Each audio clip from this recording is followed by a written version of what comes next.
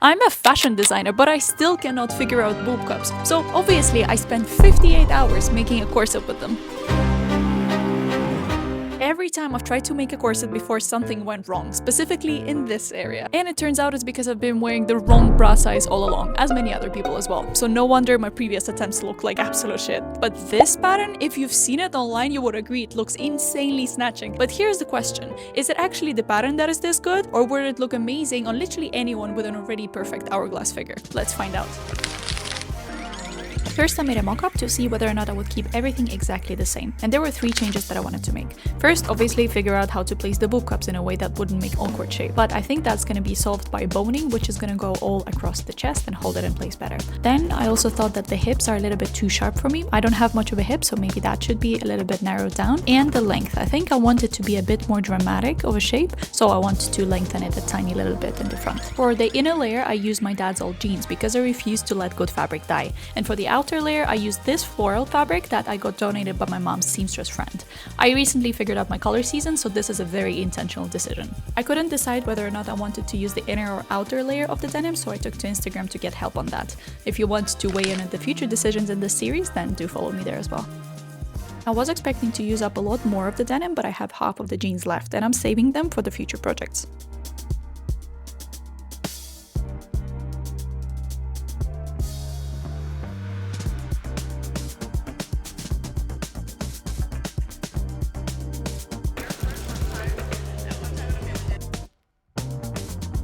Now that the base is constructed, I'm making some relief cuts in the areas where there's the most tension. This will help those areas to lie flat and nice around the body. Sewing is actually mostly ironing, so definitely do not skip this stage because that will help your seams look nice and crisp.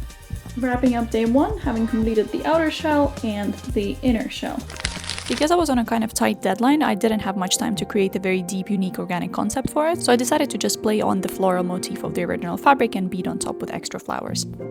And this is where the bulk of the hours comes in. It took me 32 hours to beat the entire thing. And to prepare for it, I just traced the images from Procreate by using accessibility features on the iPad that made it non-reactive to me touching it. Selected a couple of beads that I think will look really nice and beaded for hours on end, in this case while watching Bridgerton. I find repetitive small tasks like this very relaxing and meditative.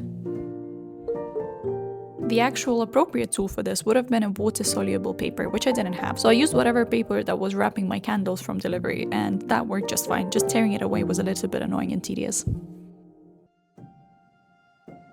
And then when the majority of the beading was done, it looked a little bit too flat, so I wanted to add some dimension and interest and a bit of weirdness. So I used long beads and cat eye effect beads to add on top of the embroidery there.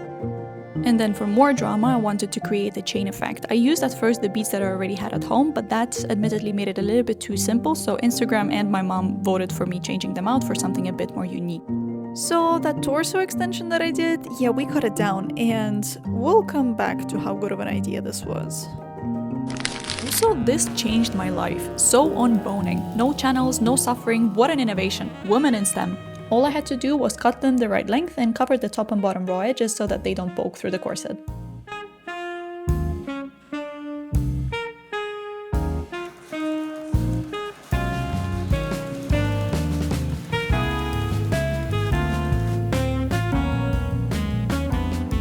I'm now at the part that I always dread, which is inserting the bra cups. And so far, I tried to pin them on myself while I was wearing it tight around my body and position them somehow, but it doesn't work because I think I'm not aligning the apex points of the corset itself and the cup of the bra. I'm trying to stretch it out as much as I can, but then I don't think that is the proper way of doing it. I think what might be happening is that the cups are a tiny bit too big on me, and I couldn't find a smaller size. There should be an 85, but I only saw 80 and 90, so I had to go for the bigger one because the 80 was too small in the underbust, but I am probably just not filling out the 90.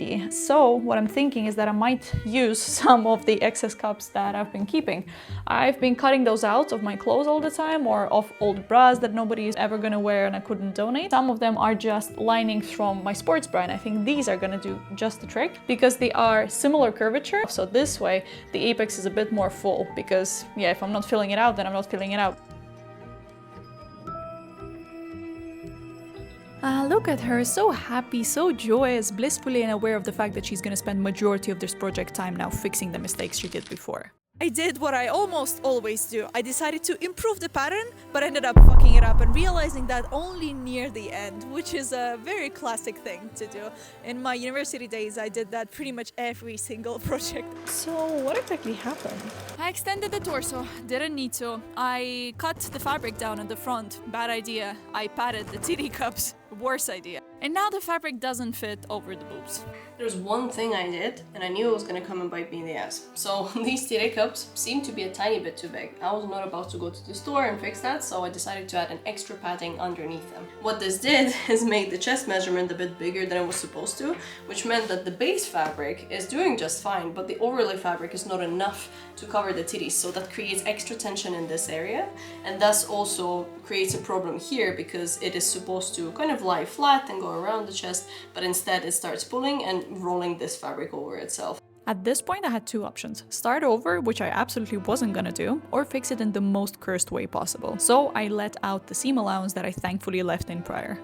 And it's 0 for 3, Anastasia versus the titties. Seam ripped it again, and now we'll seam rip the whole top section, so I will just pull the main fabric down and at least get my extra 1.5 centimeters to get to this point and potentially maybe stretch it on a bit. I finished the top and bottom in bias binding, and on the inside hand stitched the entire thing. At this point, I'm 1 day away from flying to Mexico where I'm wearing this corset at a wedding, so this has to be done now.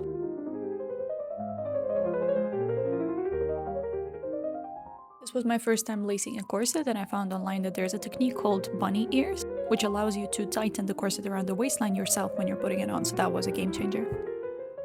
I'll be cutting them off roughly here now. This is all that is left of my fabric, so I'm gonna make a straight cut down that edge so that my corners are the same, and probably make it a circle skirt, which I will then drape on myself so that it looks a bit more organic. But otherwise, I'm not even gonna make the corners round. I want them to stay. And it is adjustable, but on a church wedding in Mexico, long was more appropriate. And somehow, after 58 hours, it actually worked.